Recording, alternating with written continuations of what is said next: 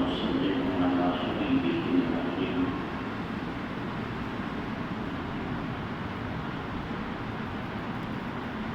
أما بعد فأعوذ بالله من الشيطان اللعين الرجيم. بسم الله الرحمن الرحيم. يا أبت افعل ما تؤمر ستجدني إن شاء الله من الصابرين. صدق الله العظيم. إن الله وملائكته يصلون على النبي يا أيها الذين آمنوا صلوا عليه وسلموا تسليما. اللهم صل وسلم وبارك على سيدنا ومولانا محمد وعلى آله وصحبه وبارك وسلم. اللہ اور اس کے رسول کی توفیق سے ہم نے گزشتہ جمعے میں یہ عرض کیا تھا کہ اللہ تبارک و تعالیٰ اپنے مخصوص مطلوب سے ان کی مناسب و تعدد کے مطابق امتحان لیتا ہے.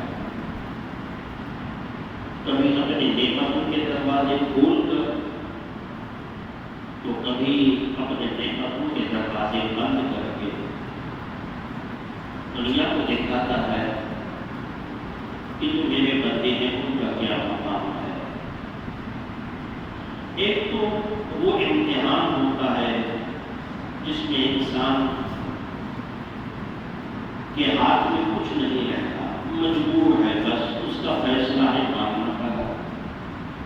موت آ گیا، بیماری آ گئی، بے روزگاری آ گئی، بے برکتی آ گئی، تنگدستی آ گئی، محتاجی آ گئی. اس میں انسان کا عمل دخل تو نہیں، کچھ کرے بھی کر بھی جا سکتا ہے. ایک وہ امتحان ہوتا ہے جس میں انسان کا اپنا کردار، اپنا عمل قدم ہوتا ہے، وہ ذرا قدر مشکل ہوتا ہے.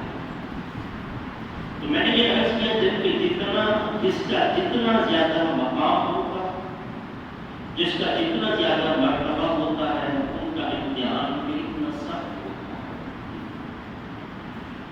حضرت سیدنا ابراہیم خلیل اللہ علیہ السلام چونکہ اللہ کے نبی تھے، خلیل تھے،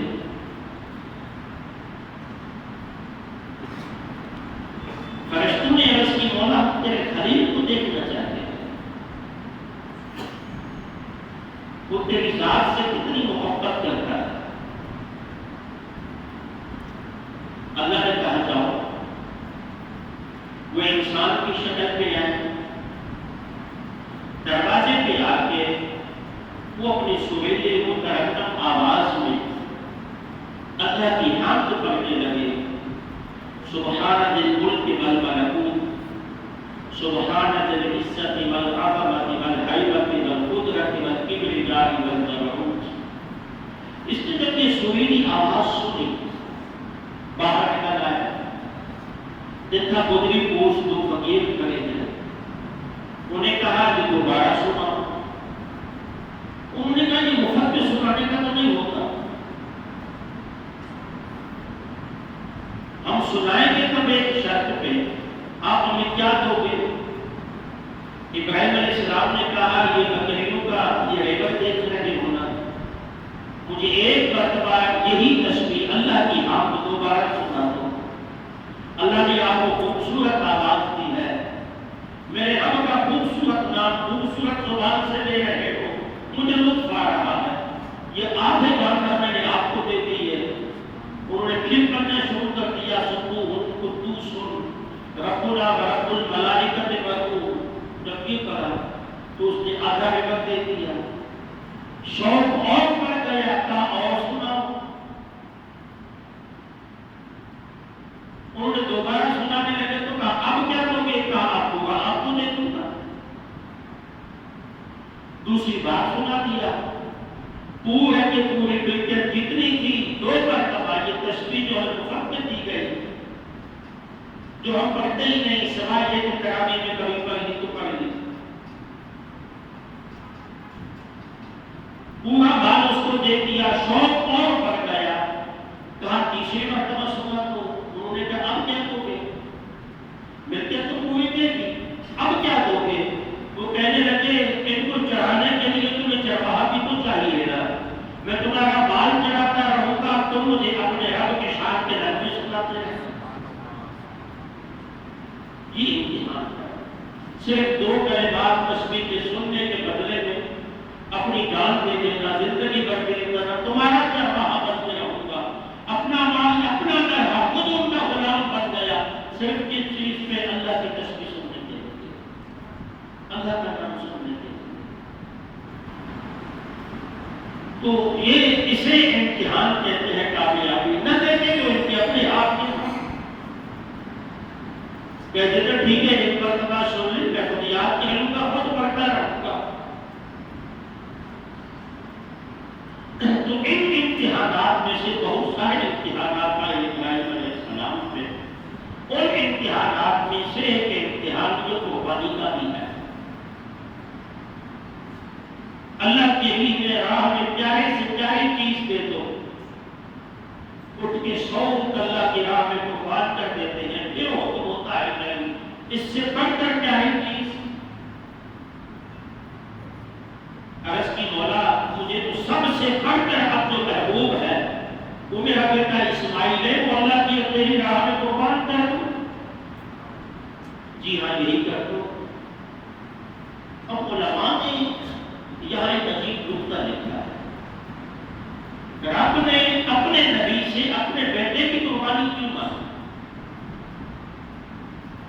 सूफिया लिखते हैं कि अल्लाह अपनी मोहब्बत में गैरतमंद है।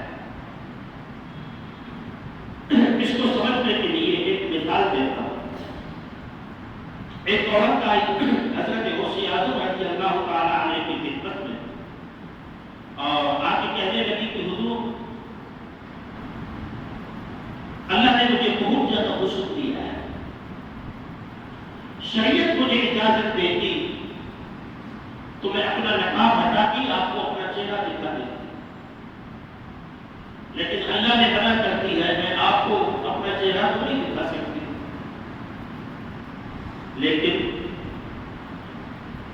शिकायत यह है कि मेरा शोहर मुझ जैसी हसीन जमीन औरत को छोड़ के कहीं बाहर जाके गलत कर रहा है, मेरी तरफ तवज्जो नहीं दे रहा। उनका इतना कहना था, हजरत गौसुल आज़म ने चीख मारी और चीख मार के बेहोश होकर जमीन पे गिर गए। थोड़ी देर के बाद होश में आए तो आंखों में आंसू थे। लोगों ने पूछा बात तो अजीब थी, नाम सी बात थी, ये मर्द हज़रात इस तरह कभी कभी बदकिरदार हो जाते हैं, इसके चीख मारने की बेहोश होने की जरूरत क्या थी? आपने फरमाया पहले बेहोश होना अपने हाथ में होता नहीं, और मुझे बेहोशी इसलिए आ गई, मैंने चीख इसलिए मारी कि मोहब्बत कितनी अजीम है। फरमाया जिस तरह ये औरत अपनी मोहब्बत में किसी गैर को गवारा नहीं करती, इस तरह अल्लाह अपनी मोहब्बत में किसी गैर को गवारा नहीं करता। खुदा नहीं चाहता कि बंदा मेरा हो, मोहब्बत का दावा मुझसे करे, कलमा मेरे नबी का पढ़े और हाथ किसी और के सामने जाके फैलाए। अल्लाह फरमाता है मेरी गैरत के गवारा नहीं करते। बंदा मेरा हो, उम्मीद किसी और से लगाए, बंदा मेरा हो, बात किसी और की माने, अल्लाह फरमाता है ये गैरत मेरी गवारा नहीं करती। तो अल्लाह के अपने फैसले हैं। हुक्मरां ने इस बाकी को इस तरह रख दी, ये मैंने समझाने के लिए कहा जी। हुक्मरां ने और सुलहा में सूफिया ने लिखा है कि अल्लाह ताला ने इस्माइल अलैहिस्सलाम मांगा क्यों? इसलिए कि वो खलील, वो नबी जी, वो खलील, वो इब्राहिम अलैहिस्सलाम जिसकी मोहब्बत खुदा की दिल में थी, वो खत्म नहीं हुई थी, वो अपनी जगह पे मौजूद थी, लेकिन उसी मोहब्बत के साथ साथ इस्माइल अलैहिस्सलाम की मोहब्बत चूंकि ज्यादा होने लगी थी, अल्लाह ने कहा मैं तुम्हें दिखा रहा हूं कि मेरा खलील मेरे रास्ते से हटा नहीं, میرا خلیل یہ کوئی نہ سمجھے کہ وہ اپنے بیٹے کو جب تک سینے سے نہیں لگاتا تو سوتا نہیں، اپنے بستر میں نہیں سلاتا تو اس کو نیند نہیں آتی، اس کی پیشانی کو چومتا نہیں تو اس کو سکون نہیں ملتا۔ کل یہ کوئی میرے خلیل پہ الزام نہ لگائے کہ خلیل کی خدا کی محبت میں اسماعیل شامل ہو گیا تھا۔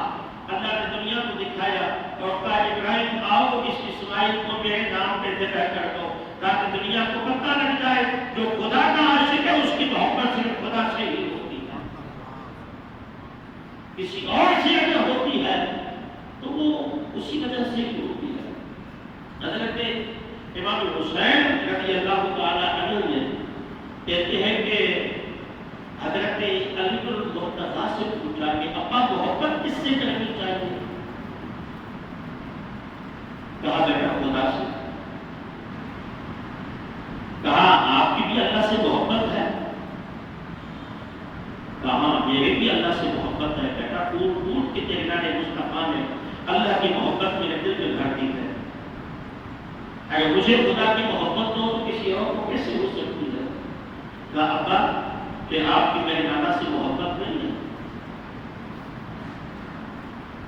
بچے سوال ہوتا ہے، سوال کا ناراض وہ ہوتا ہے تو جاہل ہوتا ہے، سوال پہ غصہ وہ کرتا ہے، فتوائیں وہ دیتا ہے جس کے پاس علم اور جواب نہیں ہوتا۔ اور میں کئی بار پتا کر چکا ہوں کہ سوال کا آنا یہ غلط بات نہیں ہے، جواب کا نہ ہونا جو غلط ہے یہ نقص ہے۔ سوال کیا جائے یہ نقص نہیں ہے، نقص یہ ہے کہ جواب نہ ہو۔ تو حضرت مولا کائنات نے فرمایا ہاں بیٹا میں آپ کی نانا سے بھی محبت کرتا ہوں۔ کہا کہ میری اماں سے سیدہ فاطمہ سے آپ کی محبت نہیں؟ کہا بیٹا آپ کی والدہ سے بھی محبت ہے، فاطمہ کو زہرا سے بھی محبت ہے۔ کہا میرے بھائی حسن سے آپ کو محبت نہیں؟ کہا اس سے بھی محبت ہے۔ کہا کیا میرے حسین سے مجھ سے آپ کو محبت نہیں ہوگا؟ فرمانے لگے بیٹا آپ سے بھی محبت ہے۔ کہا محبت خدا کی پہ اتنے سالوں سے محبت ہے کیوں؟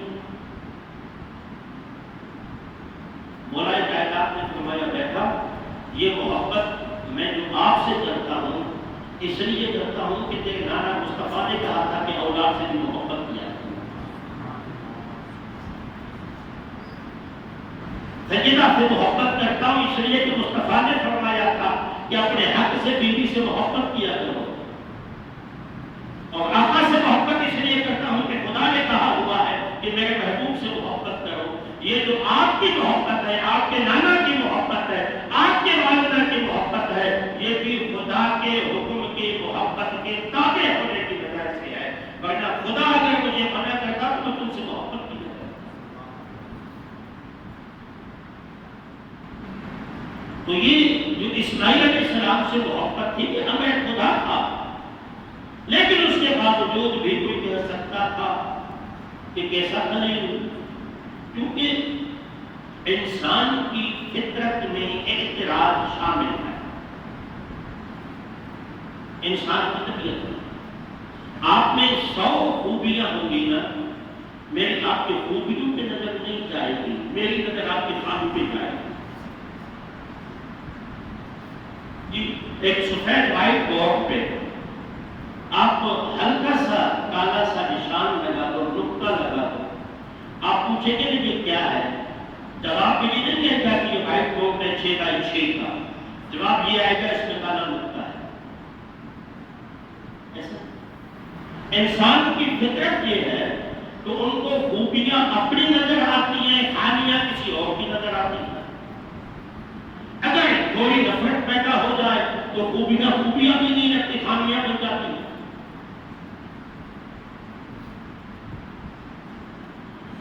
تو کوئی یہ گل نہ کہتے کہ ابراہیم علیہ السلام کی محبت خدا سے تو نہ تھی، اللہ نے یہ دیکھا تھا کہ اسماعیل مجھے میں واقعہ بیان کرنے کا مقصود نہیں ہے، بس میں سے 2-3 باتیں لینا چاہ رہا تھا، خدا کرے کہ لے لو آپ تک اپنا پیغام پہنچا، ہوا کیا آپ نے سنا ہوگا۔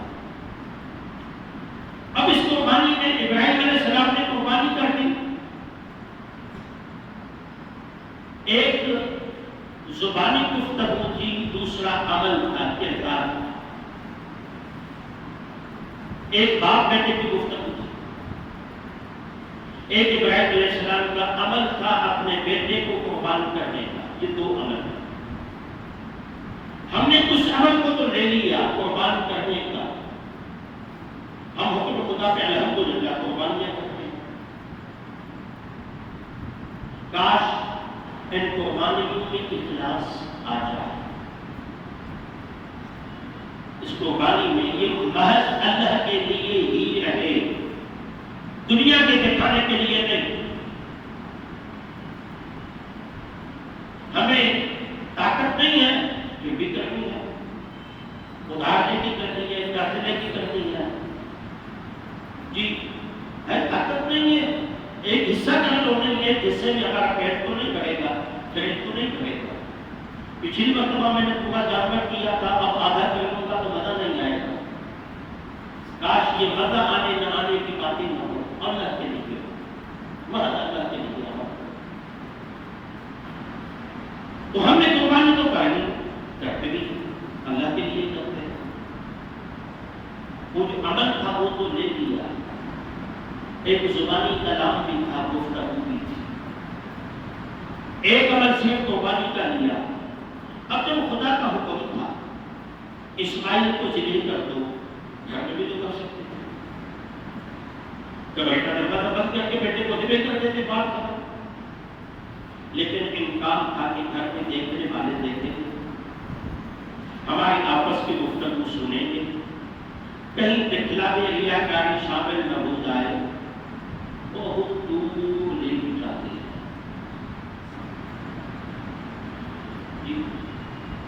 تاکہ کوئی انسان نہ ہو، ہماری گفتگو کوئی سننے والا نہ ہو، تاکہ یہ عمل انسانیت سے ہٹ کے محض اللہ کی ذات کے لیے ہو جائے۔ اس سے پہلا سبب یہ ہے کہ ہماری قربانیاں بھی محض اللہ کی رضا کے لیے ہونا چاہیے، نہ کہ اپنی ماں باپ کے لیے۔ اور دوسری بات یہ، وہ جو باپ بیٹے کی گفتگو ہے، اب باپ کی مرضی تو یہ ہے شہر سے باہر لے گیا، یہ جو گفتگو باپ بیٹے کے درمیان راز رہے، اللہ تعالیٰ سنے، کوئی تیسرا انسان ان نہ سنے، لوگوں سے اپنے عمل کو چھپانا، یہ منشا ابراہیم تھی، اور اپنے محبوب بندے کا عشق دنیا کو دکھانا جو خدا کی منشا تھی۔ اللہ نے ان کے گفتگو کو قرآن کا حصہ بنایا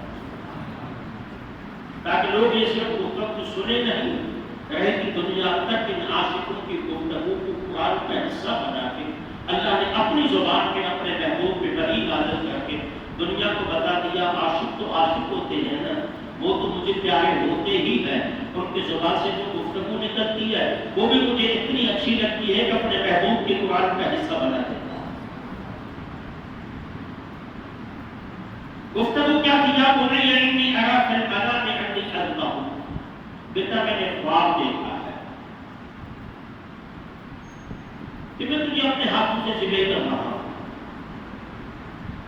سوال یہ ہے ابراہیم، 7 سالہ بچے کو، 8 سالہ بچے کو، یا ایک روایت کے مطابق 9 سالہ بچے کو، بلکہ ایک روایت کے مطابق 4 یا 5 سالہ بچے کو سے اس طرح سے گفتگو نہیں کی جاتی، اس کا دل کلیجہ پھٹ جائے، وہ بھی آ جائے گا، دل اس کا پھٹ جائے گا جب وہ دیکھے گا کہ محبت کرنے والے باپ کے ہاتھ کو چھوڑی یا مجھے ذبح کرنے کا ارادہ رکھتا ہے۔ بہتر یہ تھا فوراً اس کو لٹا کے ذبح کر دیتے، نہیں، ابراہیم نے کہا میں دنیا کو دکھانا چاہتا ہوں، جو نبیوں کی گود میں تربیت لیتا ہے اس کو میں نہیں دیتی جاتی، نبی کی گود میں اس نے تربیت لی ہے، اس سے آگے جا کے نبی بھی بننا تھا اور بنا، جی ان کی عمر نہیں دیکھی جاتی۔ بیٹا میں نے خواب دیکھا ہے، اب خواب کی تو تعبیر ہوتی ہے، اسماعیل تعبیر کا جواب نہیں دیتے، آپ مجھ سے خواب بیان کریں، اس کا مطلب کیا؟ مطلب یہ آپ مجھ سے تعبیر پوچھ رہے ہیں، جی یہی ہوتا ہے۔ اب ابراہیم علیہ السلام نے اسماعیل علیہ السلام سے خواب کی تعبیر بیان کر دی، اب ابراہیم علیہ السلام جواب نہیں دے رہے ہیں، اسماعیل علیہ السلام تعبیر نہیں بتا رہے ہیں۔ ادب کی انتہا دیکھیے، یا ابت افعل ما تؤمر، بابا علم کے دروازے تو آپ ہیں، مجھ سے کیا پوچھنا؟ آپ کو جو آپ کے رب نے حکم دیا ہے آپ کر لیں. رہی بات میری ستجدونی انشاءاللہ من الصابرین، میں انشاءاللہ ایسا سبق کر کے دکھاؤں گا کہ آنے والی دنیا میں سبق کی مثالیں دیا کرتی ہے. یہ وہ گفتگو ہے جس کو اللہ نے اپنے قرآن کا حصہ بنایا. اس میں دو چیزیں نظر ہوتی ہیں. ایک تو باپ کا ادب، قوم کے سامنے زیادہ بولا نہیں جاتا، قوم سے سیکھا جاتا ہے. اور یاد رکھیے بولنے والا غلطیاں کرتا ہے، بولنے والا غلطیاں کرتا ہے، سننے والا ان کے غلطیوں سے سیکھتا ہے. اس لیے اسماعیل علیہ السلام زیادہ نہیں بولے، بابا جو رب کا حکم ہے وہی کرو. تفسیر کرتا بھی یہ ہے کہ ایک پرندہ اللہ نے پیدا کیا ہے جسے عطا کہتے ہیں. عطا ہمارے علاقے میں نہیں، وہ عرب کے پہاڑی علاقوں میں ہے. ہر پرندہ بولتا ہے اپنی زبان میں. وہ پرندہ بولتا ہے، وہ پرندہ بھی بولتا ہے، وہ کانپا نہیں کرتا، چپ چپ نہیں کرتا، وہ بولتا رہتا ہے. وہ کیا کہتا ہے پہاڑوں میں، بیابانوں میں وہ یہ کہتا رہتا ہے من ساکھا کا فسادہ ہے، جو خاموش ہو گیا وہ سب سلامتی ہے. جس نے خاموشی اختیار کی من ساکھا کا فسادہ ہے، وہ یہ کہتا رہتا ہے جس نے خاموشی اختیار کری اس نے سلامتی حاصل کر. اور ہم سلامتی اس لیے نہیں دے پاتے اور زیادہ بولتے ہیں، اور زیادہ بولتے ہیں تو نقصان میں جاتے ہیں. اس لیے اس واقعے سے ایک درس یہ ملتا ہے کہ بزرگوں کے سامنے ضرورت سے زیادہ نہیں بولا کرو، ان سے سیکھا کرو، ان کو سکھانے کی کوشش نہ کرو. آپ کون ہو کہ ان کو سکھانے والے؟ وہ تمہیں گھر کے تجربے سے بہت کچھ سیکھ چکے ہوتے ہیں. اور پھر اب باپ تیار ہو گیا ذبح کرنے کے لیے، بیٹا تیار ہو رہا ہے ذبح ہونے کے لیے. اب تو گفتگو ہے، اب جو گفتگو ہے مفسرین کرام لکھتے ہیں وہ گفتگو ایسی ہے کہ ان میں بہت سارے سبق موجود ہیں. اب بیٹا باپ کو کہہ رہا ہے بابا جب مجھے ذبح کرو نا اپنے آنکھوں کے پٹی باندھ لینا. علامہ نے کہا تھا مگر سکھا یہ پیدا تھا کہ مکتب کی کرا کرتی سکھائے کس نے اسماعیل کو آداب فکر، آنکھوں کے پٹی باندھ لینا. کون کہہ رہا ہے؟ جس کو ہوا باپ اپنے ہاتھوں سے ذبح کر رہا ہے. وہ ذبح ہونے والا ذبح کرنے والے کو کہہ رہا ہے اپنی آنکھوں کی پٹی باندھ لینا. بیٹا کیوں؟ ابا میں جانتا ہوں آپ مجھ سے بہت زیادہ محبت کرتے ہیں، کہیں ایسا نہ ہو کہ شفقت بدعی غالب نہ آ جائے اور آپ خدا کے امر بجا لانے میں تھوڑا بھی متردد ہو جائے، تو کہیں ایسا نہ ہو کہ میری محبت آپ کے لیے وبال نہ بن جائے.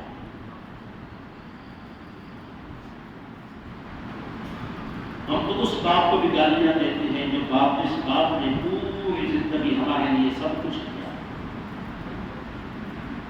بہت کچھ نہیں سب کچھ کیا.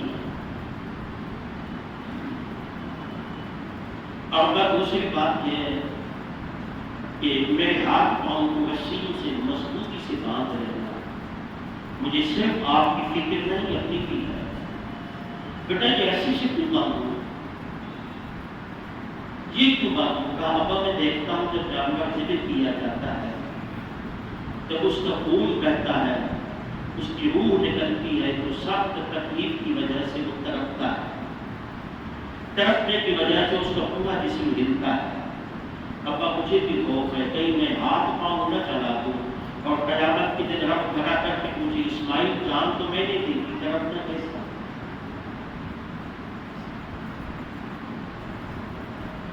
یہ خدا کی آپ کی یقین دیکھی ہے. میں نے کہا ہمیں صرف قربانی سے درس کیا، قربانی کر دی بس جانور تباہ کر دیا. یہ جو بقیہ جو کچھ ہے جو انسان کی زندگی کا حصہ ہونا چاہیے کیا اس کی طرف ہم نے کبھی توجہ کی؟ پہلا سبق اخلاص کا تھا، دوسرا سبق امر خدا بندی کی اطاعت کا تھا، اور تیسرا بابا مجھے الٹا سنانا، سیدھا نہیں۔ بیٹا الٹا کیوں، سیدھا کیوں نہیں؟ کہا بابا اس لیے کہ خون میں شریعت سے خون نکل کے کہیں آپ کے کپڑوں کو گندا نہ کر دے۔ قیامت کے دن آپ کو کیا جواب دوں گا کہ آتے آتے اپنے باپ کی نافرمانی کر دیا ہے؟ آپ نے کیا سمجھا کہ دانا زنا کر کے آپ نے دین کا حق ادا کر دیا؟ اس دن اس وقت تو اپنے باپ کی ہدایت پہ عمل کرے تو قربانیاں کرتے ہو۔ باپ کہتا ہے بیٹا ایسا نہ کرو ایسا، اب آپ چپ ہو جاؤ، خاموش ہو جاؤ، تب میرے تمہیں آپ کا کام نہیں، یہ میرا کام ہے۔ اب بیٹے نہ بولے، باپ بولے، کیا ایسا سننے کو ملتا ہے؟ جی ایسا سننے کو ملتا ہے نا؟ اب جوان بیٹا اپنے بوڑھے باپ کو کہتا ہے ابا تجھے کیا پتا؟ جس نے اس کو چلنا سکھایا وہ اس کو کہتا ہے تجھے کیا پتا؟ جس نے اس کو اسکول مدرسے بھیجا وہ اس کو کہتا ہے تجھے کیا پتا؟ خدا کے بندے اس کو پتا نہیں تو تجھے کہاں سے پتا ہے؟ اس سے جہاں اطاعت الہی کا سبق ملتا ہے وہاں باپ کا، ماں باپ کے ادب اور محبت کا بھی پتہ لگتا ہے۔ اپنی جان کی فکر نہیں، اس وقت بھی میرے خون سے آپ کے کپڑے کہیں آلودہ نہ ہو جائیں، میں خدا کو کیا جواب دوں گا؟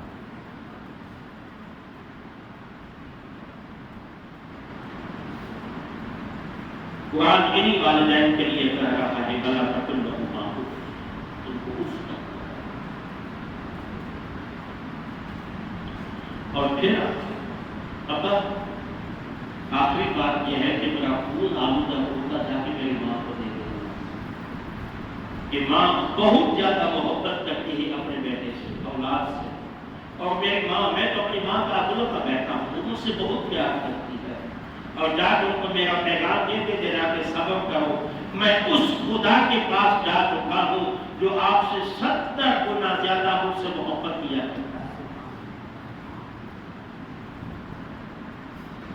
اس میں دو باتیں ہیں، ایک تو خدا سے کی عقیدت کا اظہار، دوسرا یہ کہ خود مرنے کو جا رہا ہے، جگہ ہونے کو جا رہا ہے، اس وقت بھی یہ غم کھایا جا رہا ہے کہ میرے عمل سے کہیں میری ماں غمزدہ نہ ہو جائے، میری وجہ سے کہیں میری ماں غمزدہ نہ ہو جائے۔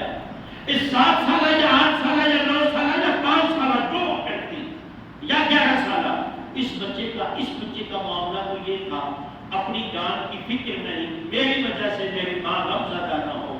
میرا اور آپ کا کردار کیا ہے؟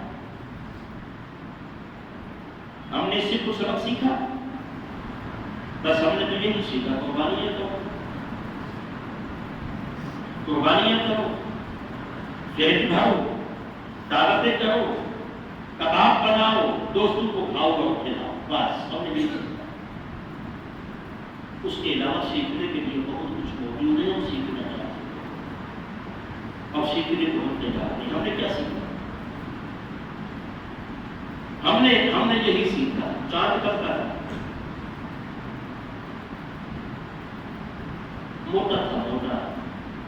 اس بڑی برہمان نے ضد کی وجہ سے دوسری دن کا چاند کر دیا، ورنہ تو ہم عید مکے والوں کے ساتھ کرتے ہیں۔ جملہ سننے کو ملا ہے جی، مجھے سمجھ میں نہیں آتا۔ ہم پہلے چپٹ راجاؤں کے قصے بادشاہوں کے سنا کرتے تھے، بچپن میں مائیں دادیاں نانیاں سنایا کرتی تھی، فلاں بادشاہ ایسا تھا، فلاں بادشاہ ایسا تھا، فلاں بادشاہ ایسا تھا۔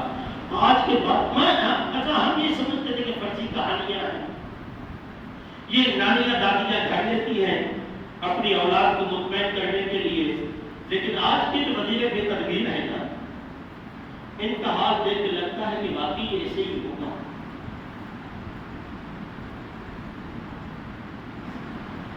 پتہ نہیں مجھے، میں فرقہ پہ یقین رکھتا ہوں یا اسلامیت پہ، بھائی یہ جو وزیر ہے کیا نام ہے؟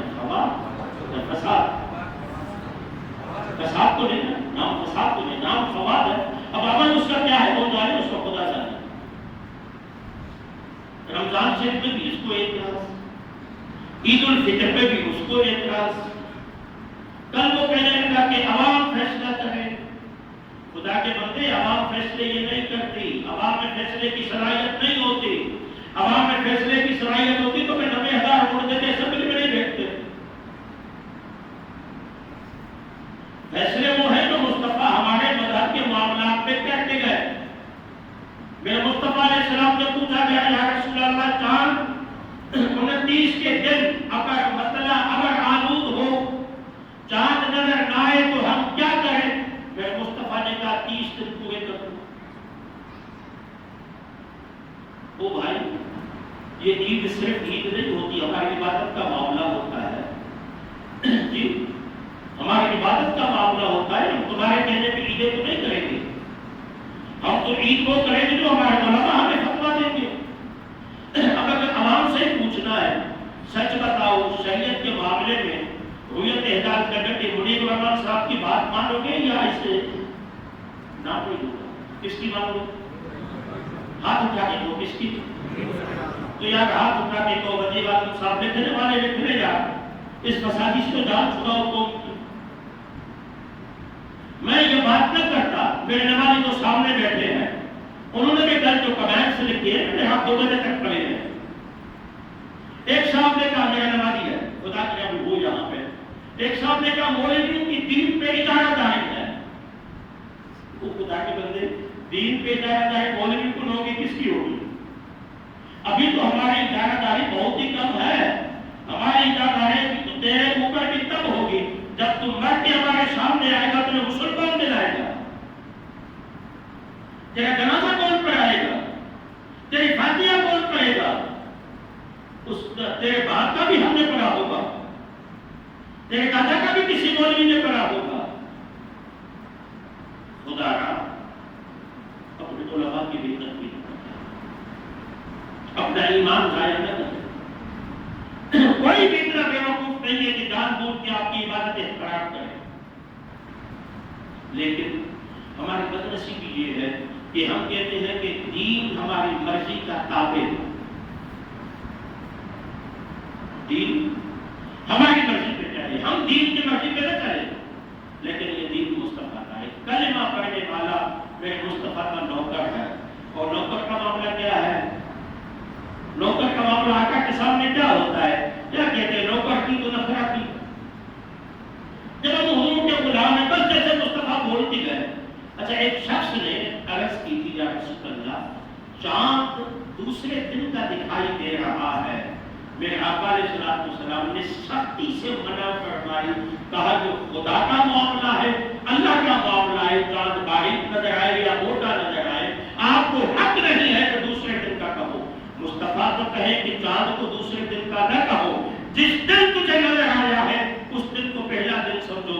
اور یہ فساد صاحب کہتے ہیں کہ نہیں دوسرے دن کا تھا. آپ کس کی مانو گی, مصطفیٰ کی یا اس کی؟ ہم نے جس کا کلمہ پڑھا ہے تو اس کی مانیں گے. اس لیے خدا را یہ یا تو نہ چلائے, فیس بک چلانا نہیں آتا تو نہ چلائے. سیکھے, اس سے بھی کچھ سیکھے, سکھانے کی کوشش نہ کرے. اپنا ایمان ضائع نہ کرے. اپنی اوقات دیکھو, اپنی حیثیت دیکھو. اچھا معاملہ کیا ہے؟ سائنسی معاملہ بھی یہ نہیں ہے جو فواد صاحب کہہ رہے ہیں. اور بہت اچھا جملہ بولا تھا مفتی منیر الرحمان صاحب نے, کل وہ ویڈیو میرے پاس آئی. وہ کہہ رہا تھا جس کو سائنس کی مبادیات کا پتہ نہیں وہ اپنے آپ کو سائنس کا امام سمجھنے لگا ہے. یہ خود کہتے ہیں کہ چاند کی عمر جب 18 سے 24 گھنٹے کی ہوتی ہے تو نظر آتا ہے ہوگا, اور جس دن چاند کی عمر 17 گھنٹے ہو جائے بھی نظر نہیں آئے گا. اچھا, کبھی یہ چاند نظر آتا ہے اس کی عمر 19 گھنٹے ہے جی, جب نظر آئے گا تو بالکل باریک نظر آئے گا, بالکل باریک. آج دن پر چاند کی عمر 17 گھنٹے ہے, 18 گھنٹے ہے, ہمیں نظر نہیں آیا. چاند کے وجود کا مسئلہ نہیں ہوتا کہ چاند پیدا ہو چکا ہے یا نہیں. رویت ہلال کا لفظ ہے, رویت مانا کہتے بھی آنکھوں سے دیکھنے کو ہے. وہ کہتے ہیں مان لو دوربین سے دیکھنا ہے. بھائی دوربین سے دیکھنا کی رویت مانا بنتے ہی نہیں ہے. مفتی صاحب نے جو جہالت کا لفظ ان کے لیے بولا ہے یہ کم بولا ہے، شاید میں اور زیادہ بول لیتا ہوں۔ میرا مقصد اس پہ تنقید نہیں، آپ کو سمجھانا ہے کہ ہم اپنا ایمان خراب نہ کریں۔ جب یہ 17 گھنٹے کا چاند، 18 گھنٹے کا چاند کل مجھے نظر نہیں آیا جی، 24 گھنٹے اور گزر گئے، دوسرے دن مجھے ملا، اب اس کے کتنے بچی ہے؟ 36 گھنٹے۔ تو ظاہر بات ہے 16 گھنٹے 18 گھنٹے کے چاند باریک دکھائی دے گا، اور 36 گھنٹے کا چاند 34 گھنٹے کا جب میں دیکھوں گا تو موٹا دکھائی دے گا۔ خدا کے بندے، آپ کی فلکیات اور سائنس تو یہ کہہ رہی ہے کہ چاند 30 کا ہمیشہ موٹا اور بڑا دیکھا جاتا ہے اور 29 کا باریک دیکھا جاتا ہے، اس پہ تمہاری کون سی عقل کی بات ہے؟ اس لیے وہ جو کہے ان کو کرنے دو، ہمیں کیا کرنا ہے؟ ہمیں صرف اتنا کرنا ہے اپنے علماء کی بھی عدم نہیں کرنا۔ پکی بات، وعدہ جس نے کی ہے وہ توبہ کرے، اللہ سے معافی مانگے، کوئی آپ کی عبادتوں کو جان بوجھ کے ضائع نہیں کرے گا اور